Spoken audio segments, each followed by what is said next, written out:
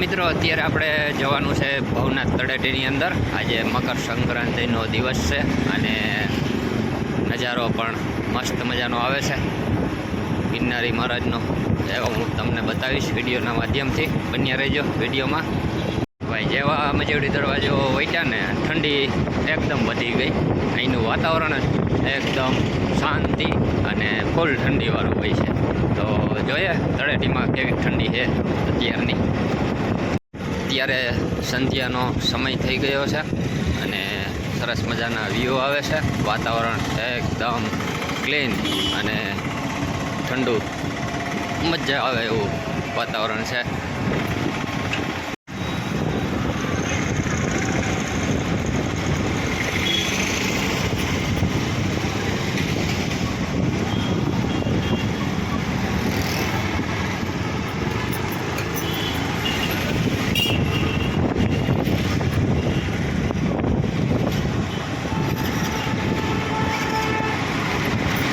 આ જે રસ્તો છે ને બધાને મન મોહી લે એવો છે. બે બાજુ પર્વત અને વચારે આ રસ્તો. તો ગમે તે વિડીયો બનાવવા માટે બ્લોગરો આવતા હોય આ રસ્તાનો તો ખાસ કરીને ઉપયોગમાં લેતા જ હોય. અને એક જડ સામે છે ને ગિરનારી મહારાજના દર્શન થઈ જાય છે. એટલે આ રસ્તો છે ને શૂટિંગ માટે બેસ્ટ છે. અને જેવો પૂરો થાય ને એવી નદી આવી જાય.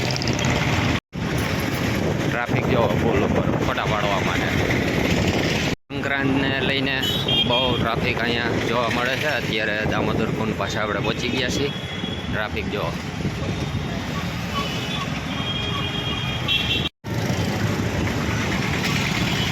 વાહ ભાઈ વાહ, ખૂબ સરસ મજાના અત્યારે સંધ્યા સમયે ગિરનારી મહારાજના દર્શન થાય છે. ડુંગ ઉપર ખાલી સૂર્યનારાયણનો પ્રકાશ છે અને બાકી બધે ઠંડુ ઠંડુ વાતાવરણ થઈ ગયું છે.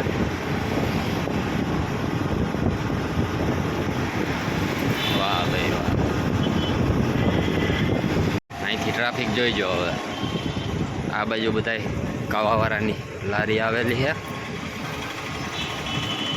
અને પાર્કિંગ આખું ગ્રાઉન્ડ અત્યારે ભરાઈ ગયું છે.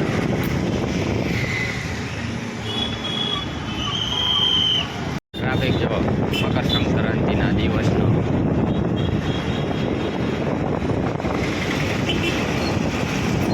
ફૂલ ટ્રાફિક થઈ ગયો છે. ખાવાની લારીએ પણ ચક્કાજામ. હજી તો ગામમાં પતંગો એટલી ઉડતી હતી તોય અહીંયા ટ્રાફિક એટલો છે. ભારતી બાપુના આશ્રમનો ગેટ, પરિક્રમાનો ગેટ કહી તો પણ ચાલે. હવે આપણે પહોંચવા આવ્યા છીએ ભવનાથ પ્રવેશ દ્વાર. જય ગિરનારી. ભાઈ ભાઈ અદ્ભુત દ્રશ્યો છે અત્યારના, જે તમે વિડીયોના માધ્યમથી માણી રહ્યા છો. વાહ ભાઈ વાહ.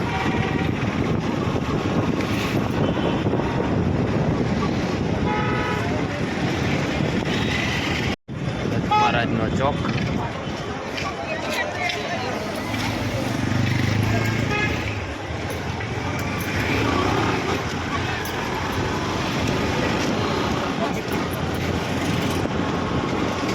Full traffic.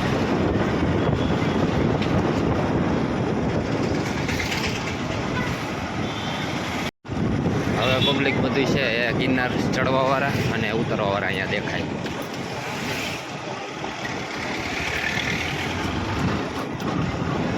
Full traffic.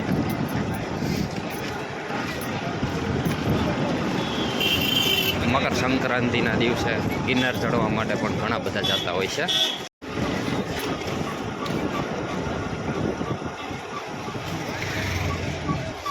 અત્યારે આપણે ગિરનાર જે જવા ઉપર સીડી અહીંથી સ્ટાર્ટ થાય છે અને અહીંયા પણ એટલો બધો માનવ મહેરામણ ઉમટી પડ્યો છે.